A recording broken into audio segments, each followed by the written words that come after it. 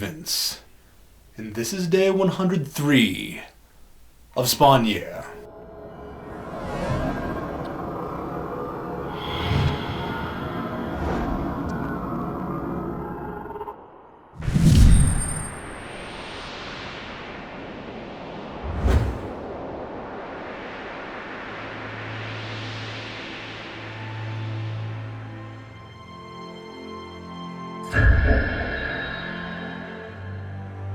It's been a full week since I lost control and threw my pen into the open grave. Since then, I've managed to restrain myself, which hasn't been easy, especially with the added pain and irritation of having to cut into my own skin with a knife every day and drain enough blood to write with this quill. A constant reminder of my carelessness.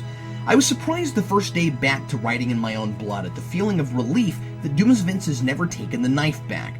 This would be a far more complicated and uncomfortable process without it.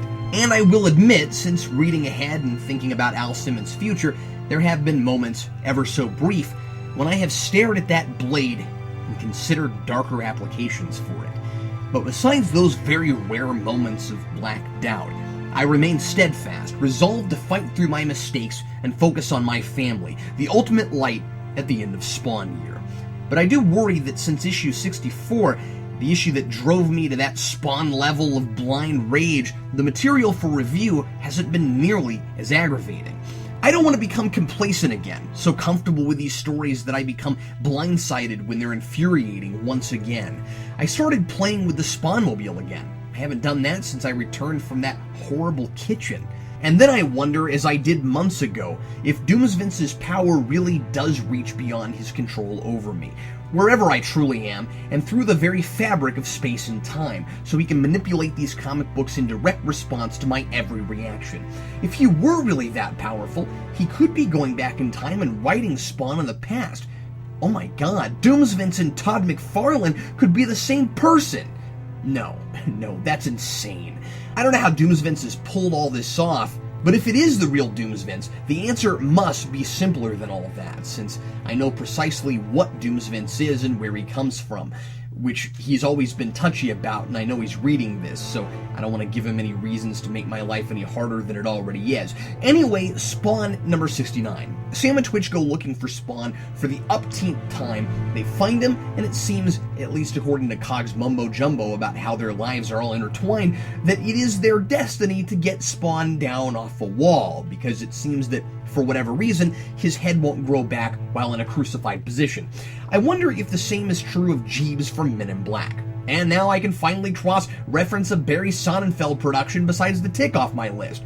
Speaking of being crucified, the curse would be cackling uncontrollably if he was here at the irony of Spawn's predicament.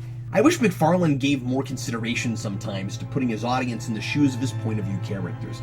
Last issue, because of the scene at the end with the Freak, we've already seen the headless Spawn trussed up on the wall. It would be far more dramatically effective for the audience if this two-page spread here, where Sam and Twitch first encounter this, was also our introduction to it. But I do appreciate how they're faced, more than ever, with something they can't explain and with evidence to support everything Cog has told them. As the narration says, that Spawn may look like a man, but he is not a man. As with so many things, I only wish it had come earlier. I wonder if the X-Files nod from last issue was only there to foreshadow how they're inadvertently becoming paranormal investigators, or if the case with the old woman and her dead husband will pay off in some way. There's a surprising reveal with the conversation between Cog and Bootsy. It turns out the reason Bootsy refused to fight Johnny's gang last issue, the reason he said it wasn't his fight, is because he's more than he seems. He's a silent observer for Heaven. Like Cog, he watches what goes on in the alleys, but never physically directly interferes. They keep referring to their sides. I'm surprised Cagliostro talks as though he works directly for Hell. I had always gotten the sense that he had completely broken off from Hell's hold, like he did in the movie, and works autonomously. But while each says he's just an observer, they also both find ways to influence situations according to their goals. And since both speak in riddles, it's hard to know what to take from this scene beyond the initial reveal that Bootsy works for Heaven, whatever kind of entity he really is, and that there's a heavenly safe zone in the alley, which is where Spawn was when he got blasted so badly he looked like he just came out of a TGRI canister.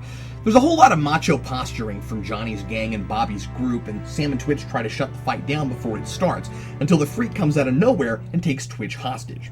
This is a nice, tense scene. Over a few pages, we actually see the ex-detectives display some skills.